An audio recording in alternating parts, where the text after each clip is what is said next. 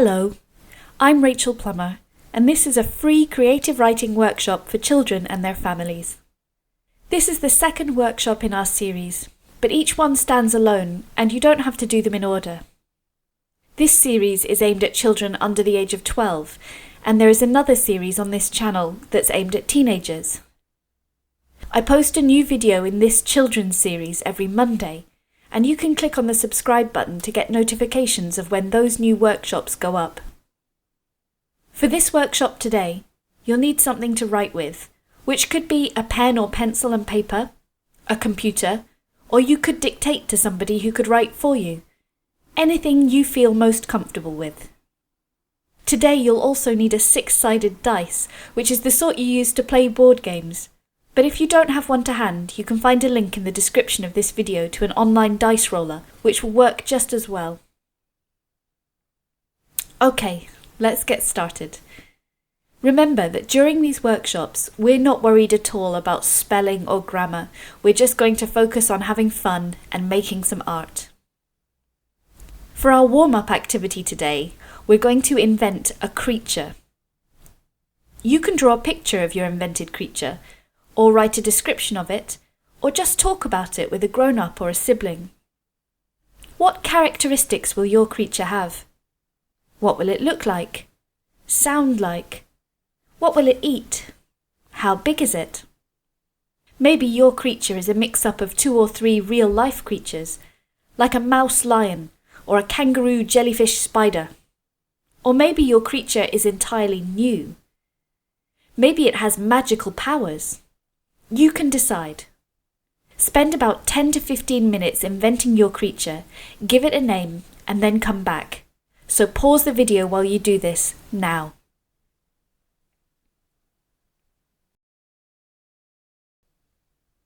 Was that fun? What's your creature like? I'd love to know. So if you like, you can ask a grown-up to email me at writewithrachel@gmail.com. or post about your invented creature with the hashtag WritingWithRachel on social media. As part of this series of workshops, we're going to occasionally have guest writers share some of their work with us, as well as telling us about some of the work which has inspired them. And today we're lucky enough to have fabulous poet and novelist Russell Jones sharing some poems which I think you'll find a lot of fun. Here is Russell sharing a poem that has inspired him, by a Scottish poet called Edwin Morgan. The poem is called The Loch Ness Monsters Song, and I think you're going to enjoy this one. Hi everyone, I'm Russell Jones. I'm a poet from Edinburgh, and today I'd like to read you one of my favourite poems of all time, which is called The Loch Ness Monsters Song, and it's by a poet called Edwin Morgan. So, The Loch Ness Monsters Song. Huffle, huffle, huffle, huffle. Good drop ball, hard knuckle, gubble, glub, gub, gub, gub, gub, glub, gub. Jubal, halfle, half blue, half gab, half and halfle, flup, flup. Grum, graw, gruff. Graf, afogub, gro, grum. Halfoplodok, doplodovok, plovodokot, doplodokosh. Scraw, fuck, fuck, speegraf, hatch, gabble, gabble, fuck, splog, fuck. Zgro, crack, graf, fuck. Groff, gro, gaff, grumble, boo, boo, blum, blub, blum, blub, blum, blub, blub. Thank you. How did you find that? It's a strange poem. If you don't know what the Loch Ness Monster is, it's a fabled monster that lives in Loch Ness, a very deep loch or lake here in Scotland. What do you think the Loch Ness Monster is saying or singing in this poem? For our first exercise, I'd like you to write down your translation of this poem, taking your best guess at what you think the monster might be trying to say. It can be anything at all, no matter how silly or nonsensical. There are no right or wrong answers. Pause the video here, write your translation, and come back when you're done.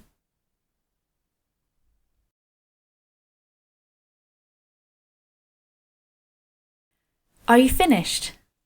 That's great! What did you imagine the Loch Ness Monster singing? Edwin Morgan, who wrote this poem, explained what he feels the Loch Ness Monster is saying in his poem, like this.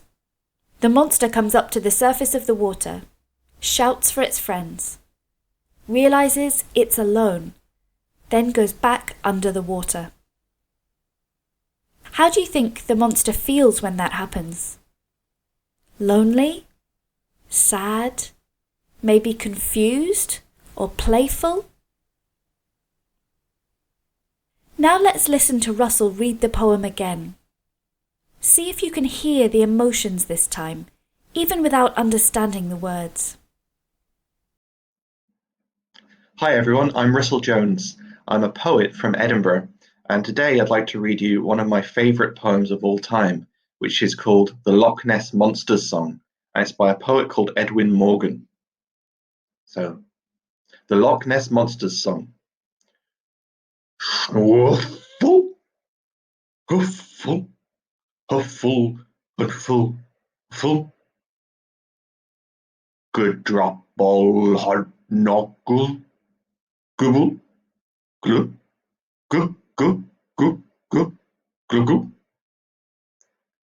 Jubel, half-full, half blue, half gab, half and half-full, flup, flup. Grum, gro, gruff, graf, affelgup, gro, grum.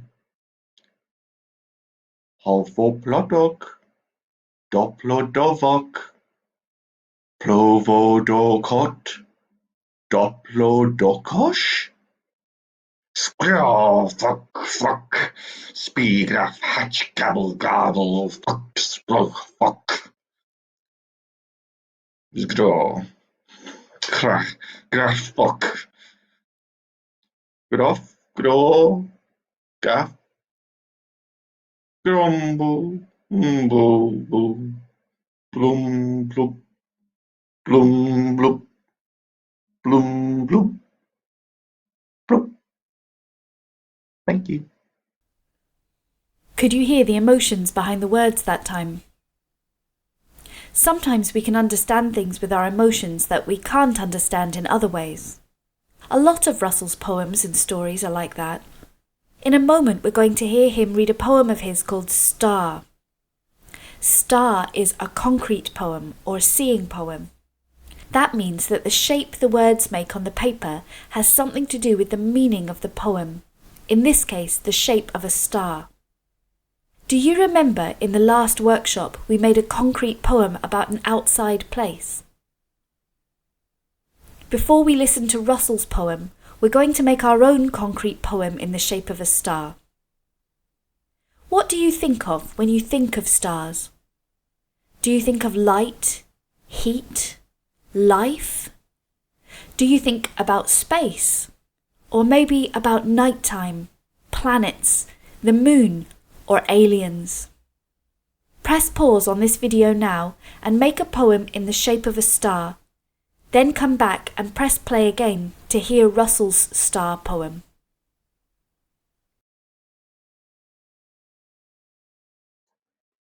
Hi everyone, I'm Russell Jones and I'm a poet from Edinburgh, and today I'm going to be reading a poem from one of my collections, and this poem is called Star. And then a din, ending in a dim, din, din, ending, dim, dim, dinner, ending in a then, and a then, and a then, a din, a dim, ending in a dim, din, din, the dim is ending in a dim dart, again, again, dim, dimmer again, in dints, and in darts, and it starts, in stints, it starts. Thank you. What did you think of that? I think this is a really strange and exciting poem. It's like a puzzle. I can imagine a star shouting this into space and the sound waves reaching Earth after billions of years. In a lot of ways, it's similar to the Loch Ness Monster poem. Both of them are trying to give a voice to something mysterious and inhuman, and the voices that are given are just outside of our language and understanding.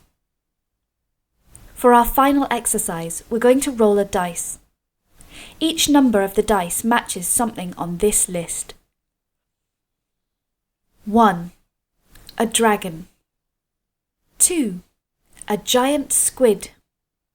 3. The moon. 4. An atom. 5. A phoenix. And 6. Lightning. Whichever number your dice rolls, that's the topic you're going to write about. So if you roll a 4, the topic of your piece of writing is going to be an atom. Don't worry, if you really wanted to get a different topic, you can write a second poem after you've finished this first one. Or you can just choose your favourite of these topics if you really want to and write about that instead of rolling the dice.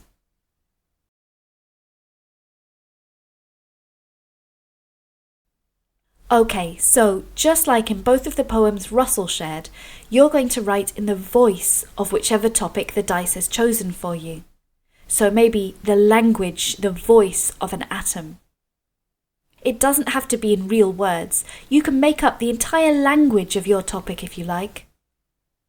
What language does the moon speak? What sort of words would a phoenix use? You can decide. But if you'd like them to speak in English, that's fine too. Your words can make a shape, like in Russell's star poem, but they don't have to. Most of all, I'd like you to think about the character of whatever you're writing about and the emotions behind what it's trying to say. Pause the video here to work on your voice poem and then come back.